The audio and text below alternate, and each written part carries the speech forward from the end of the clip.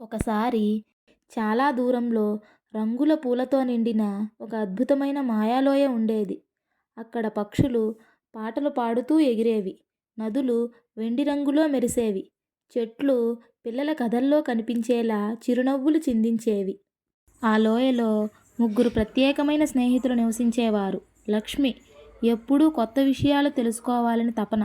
ఆమెకు అడవిలోని ప్రతి మూలా తెలుసుకోవాలనే కోరిక ఉండేది. గోపి చాలా మృదువైన హృదయం కల ఎలుగుబంటి.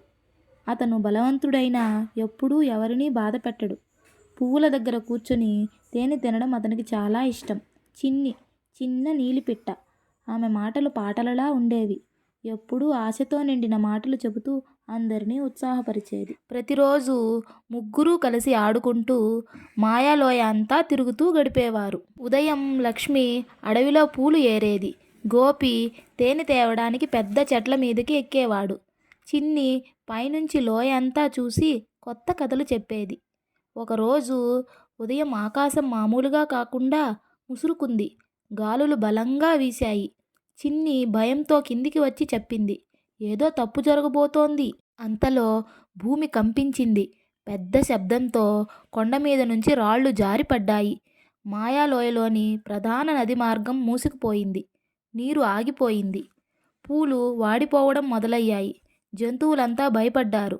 లక్ష్మి కన్నీళ్లతో చెప్పింది, మన లోయ చనిపోబోతోంది. మనం ఏదైనా చేయాలి. ముగ్గురూ కలిసి పరిష్కారం వెతకడం మొదలుపెట్టారు. గోపి రాళ్లను నెమ్మదిగా తోశాడు. అతని బలం వలన పెద్ద పెద్ద రాళ్ళు కదిలాయి. లక్ష్మి చిన్న రాళ్ళు మట్టిని తొలగిస్తూ మార్గాన్ని శుభ్రం చేసింది. చిన్ని ఆకాశంలో ఎగిరి ధైర్యం నింపే పాట పాడింది. గంటల పాటు శ్రమించిన తర్వాత ఒక్కసారిగా నీరు గర్జిస్తూ ప్రవహించింది. నది మళ్ళీ జీవించింది. పూలు వికసించాయి. పక్షులు ఆనందంగా ఎగిరాయి. మాయాలోయ మళ్ళీ రంగులతో నిండిపోయింది. అందరూ ఆనందంతో కేకలు వేశారు.